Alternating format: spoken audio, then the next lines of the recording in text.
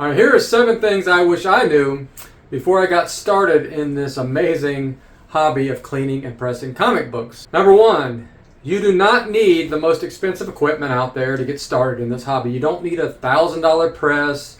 You don't need to buy everything on everybody's list out there that they say you need to get started in this hobby. On my website, improvecollecting.com, I do provide the essentials that you'll probably need to get started in this hobby, but you don't need to pay a ton of money. The presses I currently use all are under $100 right now on Amazon. I think at $95 the last time I checked. And I'm telling you, heat and pressure are heat and pressure, whether it's a $100 press or a $10,000 press. All you need is the plates, the metal plates, and you need the heat and pressure, and that's it. Number 2, be ready to make some mistakes because it's going to happen. I make mistakes every single week, sometimes multiple mistakes. Calm down, take a deep breath, walk away for a little bit. Don't let mistakes compound themselves. We can have a process, we can build a process to avoid mistakes as much as possible, but they're still going to happen. The good news is in cleaning and pressing, a lot of the mistakes that you make, catching a corner, causing a bend here or there, we can fix those. It's very rare that I'll make a mistake that I cannot make up for or fix. So don't sweat it. Chalk it up to a part of the learning process and just keep going. And that leads me to number 3. No sudden movements when you're doing cleaning and pressing of comic books. We literally should move like this around a comic book. Your spirit animal is a sloth. That's the way you have to think about it. Sudden movements, jerky movements, rushing, that is what causes mistakes in cleaning and pressing comic books. So don't fall victim to that. Get a nice, methodical, slow process, and you'll avoid a lot of the mistakes that people make out there. A lot of people will say this, they'll say practice, practice, practice, do some test books, dollar bin books, whatever. But I'll add on to that in saying that you have to treat a dollar bin book just like you would treat an ASM 129 or an AF-15. Treat every single comic book out there with respect, precision. Pretend like you're like a surgeon, man. You cannot make a mistake.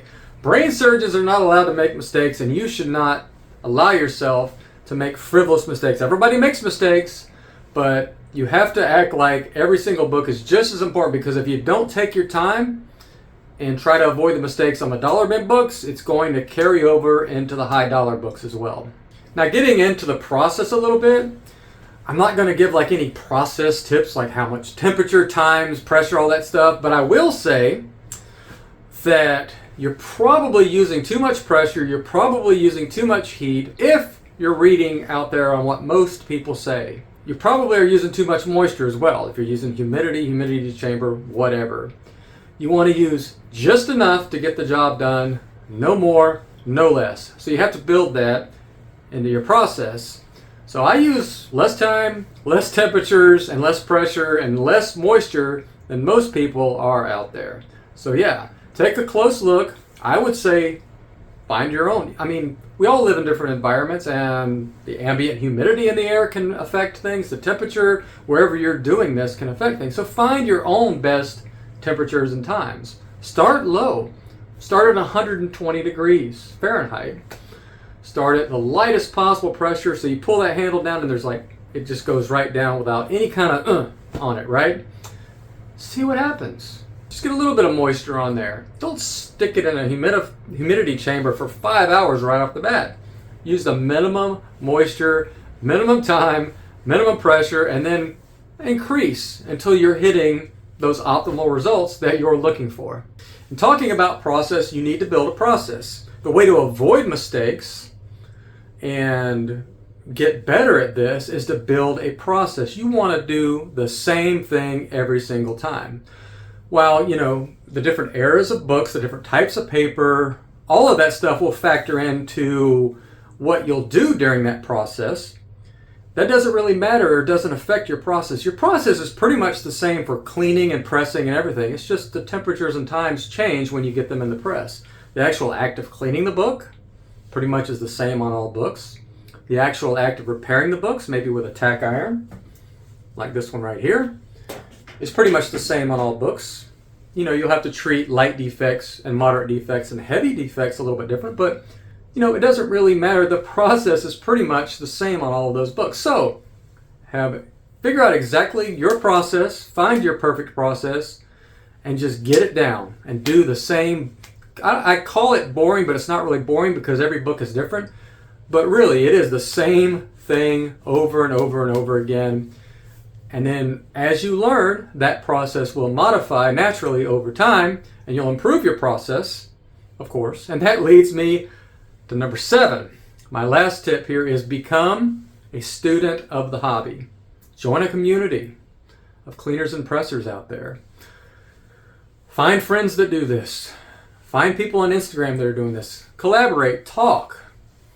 Find somebody in your similar environment. What are they doing? Watch every single video with an open eye. Don't take everything for gospel because there is bad information out there. And just work. Do the work. Get into it. Don't just think this is something you're going to just pick up overnight and be awesome at. It's going to take time. It's going to take effort. But always try to be learning. Never think you're there. Ooh, I've got this figured out. That's when you're going to start making mistakes. Always think, I can learn something new here today, and you're going to get better and better at this, and you'll just have the best results possible for yourself. Go to my website, improvecollecting.com. Join my newsletter. I send out newsletter not that frequently, but fairly frequently, but I try to focus on things that actually are going to help you in the hobby and not just spamming you. I won't sell your email or any of that stuff.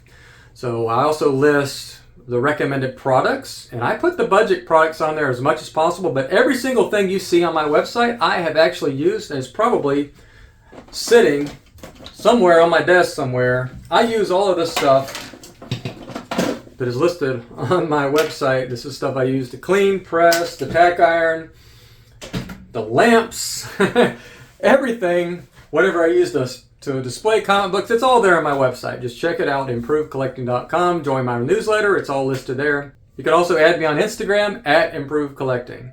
So whatever you do, have fun in the hobby, stay nerdy. Thanks for watching. I'll see you in the next video.